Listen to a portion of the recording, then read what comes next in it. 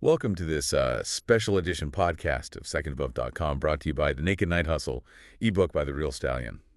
Oh, yeah. So get ready for a story that's got everyone talking.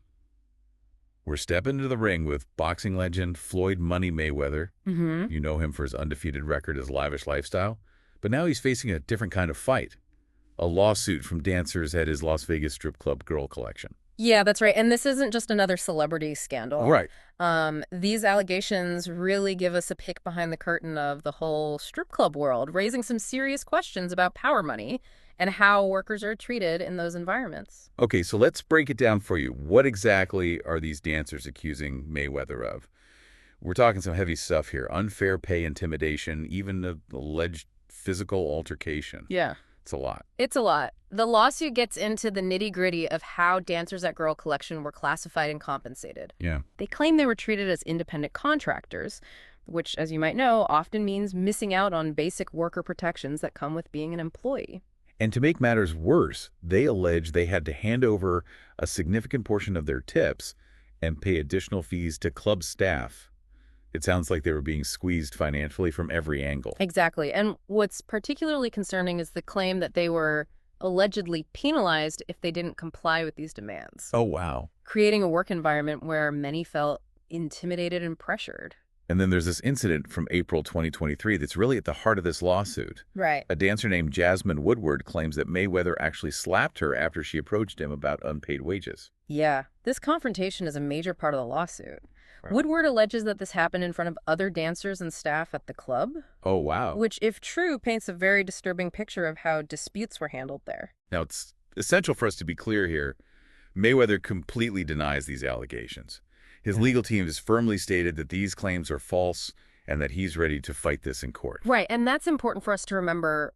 These are allegations, and the legal process will ultimately determine their validity. But regardless of the outcome, I think this case really shines a light on an industry that often operates in the shadows, and it forces us to ask some tough questions about power exploitation and whether someone's wealth and status can kind of shield them from accountability. Yeah, it's interesting you bring that up because this isn't the first time Mayweather's been accused of violence against women. Right. He served time back in 2012 for domestic violence against his ex-girlfriend. Right. So this case might make some people question if there's a pattern of behavior here. It's certainly something that adds another layer of complexity to the story. On Yeah. one hand, you have Mayweather, this incredibly successful athlete, a global icon businessman. But then you have these allegations, this history that kind of paint a much darker picture. Yeah, and this case goes beyond just one celebrity or one strip club, right? Right. It speaks to larger issues within the stripping industry as a whole. Absolutely. The way dancers are classified, the power dynamics between club owners and employees, the potential for exploitation. These are things that happen everywhere, not just in Mayweather's clubs. Makes you wonder if there are enough protections in place for these workers, many of whom might be young, vulnerable, and afraid to speak out. Yeah, for sure. And it's easy to get caught up in the headlines and the drama. But Right. at the end of the day, this case is about real people and their lives. These dancers are coming forward with serious allegations, and their voices deserve to be heard. Absolutely. And for anyone listening who wants to learn more about the experiences of strippers and the inner workings of that world, Right. there are resources out there. You can find more stories and insights at secondofmonth.com. Yes, definitely check that out. And for our listeners in the Dallas area, be sure to stop by Baby Dolls.